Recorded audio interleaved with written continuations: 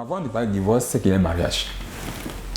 Parce que un mariage entre deux personnes, monsieur, madame. Et il a dit que dans Amos 3.3, il dit que deux personnes marchent à sens comme de départ. Donc, s'il a divorce dans un foyer, c'est que la base a été ratée. Parce que, est-ce que le monsieur a aimé la dame réellement? Est-ce que ce n'est pas par convoitise? Même parce que c'est intérêts personnels, parce que la dame a de l'argent. On a bien déclaré dans Somme 127 que si l'Éternel ne bâtit, il bâtira avec. Beaucoup de divorces aujourd'hui, surtout des chrétiens même, surtout aussi au niveau national, c'est que la base a été faussée. Est-ce qu'ils sont assis, comme on le dit, pour vraiment voir quels sont les fondements du mariage? Quelles sont les bases du mariage? Je dis aux chrétiens qu'on ne se marie pas parce qu'il faut se marier. Beaucoup se marient aujourd'hui parce qu'ils veulent vite avoir un chez eux. Beaucoup vivent une femme. Mais est-ce que réellement ton mariage est bâti par le Seigneur? Est-ce que réellement ce n'est pas par convoitise? Voici le problème aujourd'hui. Aujourd'hui, les divorces sont créés aujourd'hui dans nos foyers parce qu'il n'y a pas de complicité entre monsieur et madame. Voici les 10 points. Or, Dieu nous dit que quand un mari est un chrétien, pas de divorce. Mais le divorce est causé même dans le corps d'église parce que la base a été faussée. Clair. Et pour vous dire une chose, aujourd'hui, il peut y avoir divorce quand ça dit que par faute d'infidélité. Parce que si tu supportes ta femme en cas d'adultère, la vie a le divorce. Mais en même temps, il dit, si tu aimes vraiment ta femme, tu peux lui pardonner. Ça, c'est clair. Si tu aimes vraiment ta femme, tu peux pardonner. Ça, le divorce n'est pas cautionné par la parole de Dieu. Mais ça arrive parce que les hommes eux-mêmes sont infidèles et n'ont pas la crainte de Dieu. De deux, il n'y a pas de vie de près dans le foyer. De trois, il n'y a pas de complicité dans le foyer. Et de quatre aussi, l'amour n'est pas tellement sincère entre les deux personnes. Ou ils sont mariés par intérêt. Évitons ça. Évitons. On peut arriver à éviter le divorce si seulement on vit de manière sincère, qu'on a une vie de prière et que notre mariage est basé sur le Seigneur Jésus de Nazareth.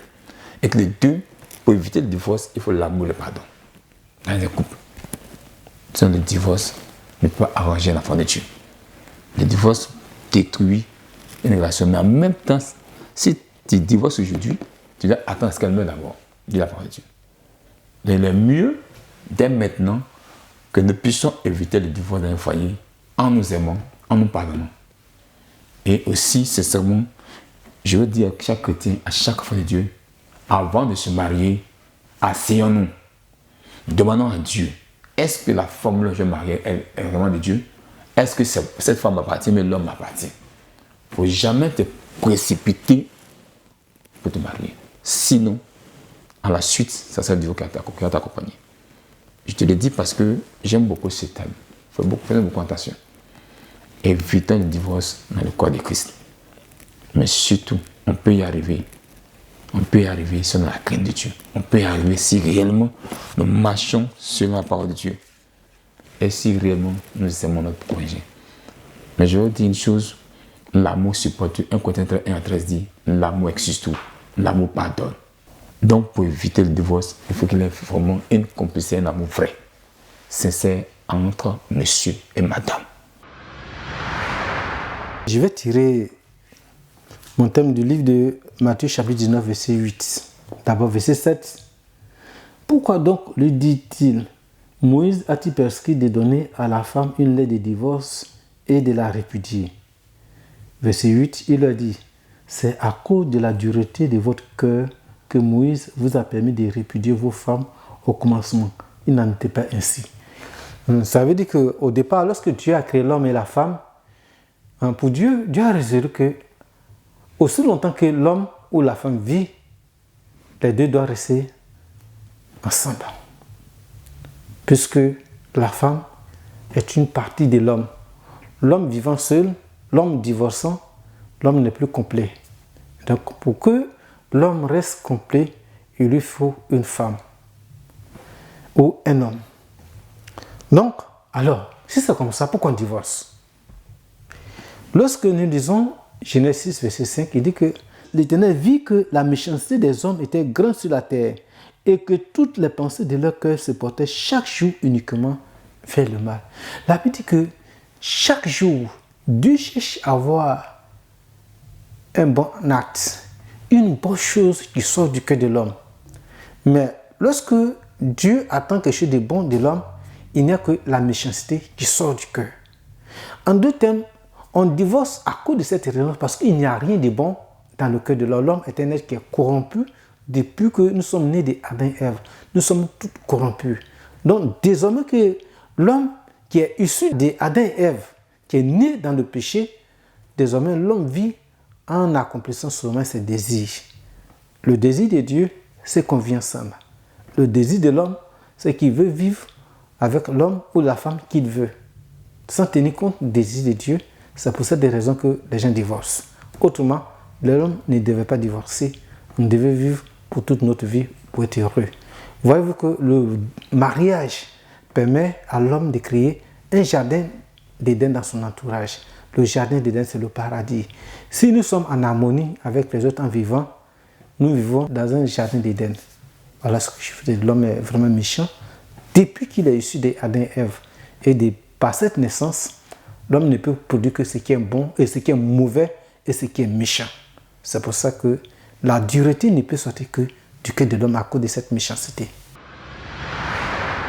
Le divorce, c'est la dissolution d'un mariage. C'est la séparation d'un mariage entre deux individus, entre un homme et une femme, puisque le mariage est établi entre un homme et une femme bibliquement. Il n'y a pas un autre mariage. Il n'y a pas un mariage d'animaux, il n'y a pas un mariage d'homme à homme, un mariage de femme à femme. Ce n'est pas biblique. Le mariage qui peut entraîner le divorce par cause d'infidélité, je vous donne quelques versets. Matthieu 19, versets 4 à 9. Matthieu 5, versets 31, 32. Lévitique 21, verset 14. Deutéronome 24, versets 1 à 3. Jérémie 3, verset 8. Je vous donne alors l'importance, Deutéronome 24, verset 1 à 4. Je vous donne l'importance du mariage. L'importance, c'est une union de deux personnes qui deviennent un, alors qu'ils ne doivent pas se séparer. On se marie pour le meilleur et le pire, mais pas pour divorcer. Je dis bien pas pour divorcer, Dieu est contre le divorce, mais je dirais quelque chose de très important. La Bible dit, ce que Dieu met ensemble, de ne laisser personne les séparer. Ça veut dire que quand deux personnes se sont mises ensemble et que Dieu ne les a pas mis ensemble, il y a problème. Lui-même, il peut permettre qu'ils se séparent parce que ce sont eux qui se sont mis ensemble par la chair. Mais quand c'est lui qui les met ensemble, c'est différent. C'est lui qui les met ensemble. Il y aura une durée de ce mariage. Il y aura un Baal, comme on dit, qui veut dire mari en hébreu, B-A-A-L, Baal, qui implique le mariage, le mariage implique un Baal et une femme. Alors, il n'y a pas, c'est l'homme qui marie la femme, donc c'est l'homme qui doit encore donner le certificat de divorce à une femme si ils doivent divorcer pour cause d'infidélité. Pour cause d'infidélité. Mais je ne vous conseille pas le divorce. Répentez-vous, confessez-vous les uns les autres, demandez pardon. Dieu peut toujours guérir votre mariage si c'est lui qui vous a mis ensemble. Mais si le monsieur vous traite de mort, ou il vous bat, et qu'il y a très approfondi, je ne sais pas quoi vous dire, mais souvent les gens viennent nous voir en tant qu'homme de Dieu et dire je veux divorcer. Non, on fera tout pour qu'il y ait une réconciliation, on fera tout pour que Dieu arrange ce mariage, si ça vient des deux côtés, mais la guérison d'un mariage vient d'abord par la repentance, par la confession. Il faut que les gens confessent leurs fautes les uns les autres pour qu'ils puissent être guéris. Jacques 5, verset 16. Alors, le divorce, ce n'est pas une bonne chose. Moi, je viens d'un couple divorcé à 11 ans. Alors, je sais ce que ça fait, je sais ce que c'est. Je ne parle pas juste parce que j'ai entendu, mais je l'ai vécu. Alors, c'est une bonne chose pour les enfants de grandir avec une éducation des deux parents. Le divorce est un esprit de division, est un esprit de séparation. Alors, évitons le divorce, évitons le divorce. Ce que vous semez est ce que vous allez récolter. Si vous ne voulez pas le divorce, semez l'union, semez la vérité, semez le pardon, semez l'expression de l'amour, semez ce qu'on appelle l'amour eros, érotique, qui vient d'un homme pour sa femme. Pas de divorce. Le divorce est donc une dissolution. Divorcer suppose qu'il y a mariage. Il y a eu mariage.